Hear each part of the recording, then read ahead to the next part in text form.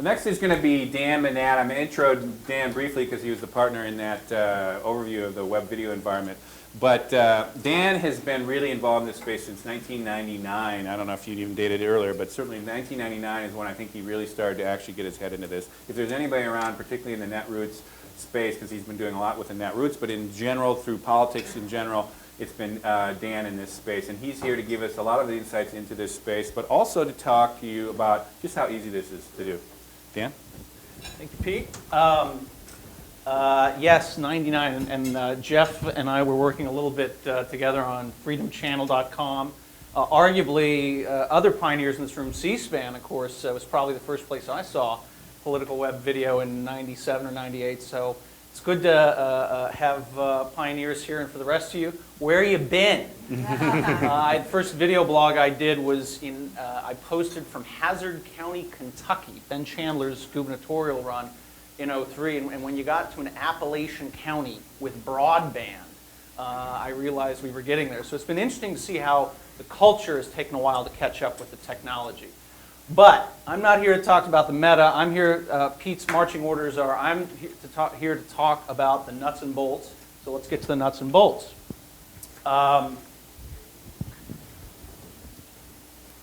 Get to my piece here. Do you want the clicker, Dan? I'm sorry? Do you want the wireless clicker through on the PowerPoint? I'm not sure. I'm worried about screwing that up. Okay, So right. I'm just going to stay back here. Just quickly on PoliticsTV.com, I've been consulting in this space since '03. I worked on freedomchannel.com, 99, 2000. Just as Pete said, it was a little ahead of the curve. So I went back to the policy world. That particular website disbanded. And in '03 started consulting for clients. And yet the clients were not really pushing their content out there. So we started PoliticsTV.com a year ago to aggregate video content. And a funny thing happened on the way to becoming a video site, and that is YouTube came along. So now we put all of our content on YouTube.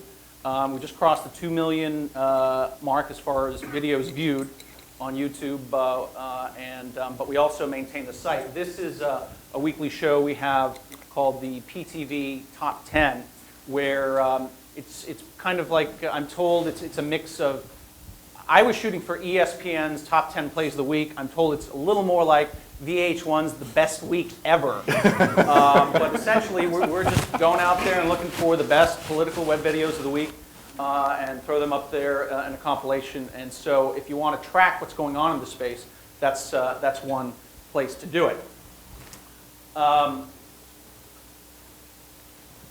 One more sort of meta comment here. Orson Welles said, and this is a bit of a paraphrase, but the filmmaker, unlike the painter, unlike the sculptor, etc., is the only artist, and of course he was talking back in the 40s, I believe, said the filmmaker is the only artist who cannot afford the tools of his craft.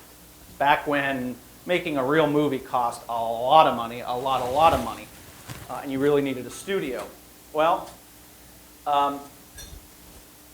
here's my corollary, and that is that citizens, unlike a campaign, a candidate, an interest group, also could not afford the tools of political communication during the TV politics era. Cutting a spot, getting it out in any sort of way that anybody would see anything, and with the exception of certain local campaigns, any sort of major federal campaign, etc., the TV ad was sort of the touchstone of a campaign. So citizens could not afford the key communication type used by a campaign until now. Using a little icon from from Park Ridge 47. We didn't introduce him by his nom de guerre, but that as he is better known. I'd argue with that. Am I better known by Park Ridge 47? Maybe. So, and what do I mean by that? Let me put it even more concretely with a little web video economics 101. A DV camera such as this, Canon low-end DV camera that nonetheless shoots perfectly good video, and if you learn how to actually use focus and so forth, can shoot even professional-looking video, has fallen in price to $250. A MacBook. The basic one now is just around $1,000. Editing software. iMovie that comes on the MacBook is free. Comes with the machine. A YouTube account where you can broadcast all this. Also free. And if we can get some sound here. I guess we don't have sound. And the real world of Virginia. The next Macaca Moment. So welcome, let's give a welcome to Macaca. The importance of these videos cannot be underestimated. In all seriousness, in the case of the Macaca video, and Mike Liddell, who was running the DSCC's online operations at the time, probably has the greatest expertise in this, can tell us, but it was literally the cost of a slightly more expensive camera, I believe $600. But given all of the money that was spent on those Virginia ads, and pretty much everybody in this room would have seen the millions of dollars of ads we saw in that, I think we all know, given the closeness of that race, came down to the $600 spent on one of these cameras.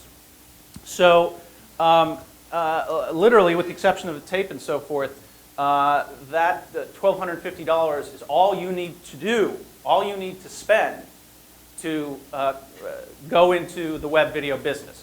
At the basic level, not some of the software Phil used, not the high-end stuff that Jeff can provide you with, not necessarily the access that Karina and I need to produce some of the congressional content we do, but nonetheless, it puts you in the barrier to entry, the entry point is that low. So then, the final thing I want to do here today is if that's the economics 101, I very quickly want to demystify, the same way hopefully I demystified the money piece, demystify the mechanics of how does one get the video from here up into the internet, wherever that is, and streaming worldwide onto your laptop. Now this is going to be real basic for a lot of you all, but for some of the rest of you, I think it's the whole how does the genie in a box make this all happen. Well, I'm going to show you. Let me turn my camera on here. And I guess escape out from there. Scroll to Final Cut. Okay, the first thing one has to do is get a little video. So, and I'm capturing this video. What you're seeing here is actually an editing interface from Apple's very popular editing software, Final Cut Pro. This is a capture screen. What I'm about to do is capture just a few seconds of video. Here, I'm going to zoom in on my colleague, David Grossman. David, wave to the crowd. There you go. And now we'll escape out of that. Okay. So now we have some video. There is our video. Let's get that action shot of David again. There we go. He rolls his eyes like that at least 12 times a day. So, okay. At this point, so we've got it in the machine. What do we do now? We export it, and actually we're going to simultaneously convert this into a small-sized file. I'm actually, just for speed's sake, actually going to do this at the highest rate. We're on the desktop. And that's going to take just a few seconds. So while that's happening, I'm going to start getting ready to put this on YouTube. And once you're on YouTube, you can, are you logged in? Is anybody here?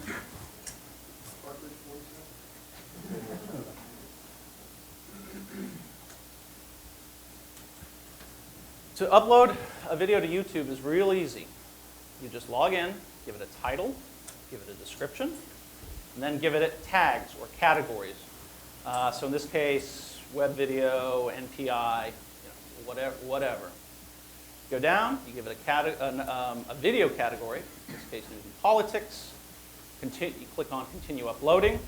At this point, it wants a file. Well, we've already encoded our file, so I'm going to browse, look at my desktop like you would if you're just sending a document across town. There is our file. I select it. I upload the video. And it's already uploaded. Now it will take probably, the one variable in this process is, especially depending on the size of the clip, it can take anywhere from 5 minutes to 5 hours for YouTube to process the video, because largely it's a question of geography. If you, here on the East Coast, upload a video at 9 a.m., it'll go up like that because people are just waking up. If you wait till, say, 8 p.m., and all the West Coasters, you know, the arty hipsters on the left coast with Pete, are uploading their magnum opus documentary that's 2 hours long, which of course you can't do on YouTube, but never mind that. That actually slows down their servers worldwide, and it will process more slowly. But here, maybe next time I get up for a question, I will look. But you can see right there, right here, is our video. It's going to be up in just a few minutes. It's processing, and that is how you upload a video to YouTube. So those are the ABCs. Happy to talk more about the, obviously there's incredible detail. This is kind of like saying that I've just taught you mathematics when I just taught you how to add 1 and 1. And it is interesting because even as we do a lot of training at PoliticsTV, our consulting unit has a Apple certified trainer, and we do train folks. But one reason that Jeff's never going to go out of business, one reason that Phil's never going to be out of the job, one reason that I'm never going to be out of the job is, as easy as it is, by analogy, taking a still photograph is easy, and yet I would guess that half of you all in this room still manage to get your finger in front of the lens or cut off people at the head or what have you. So doing good, high quality work is still a professional craft. It will, but one that can be acquired like other professional craft by enough study by folks. But so that's Web Video 101, and look forward to questions. Also looking forward to hearing what these guys have to say.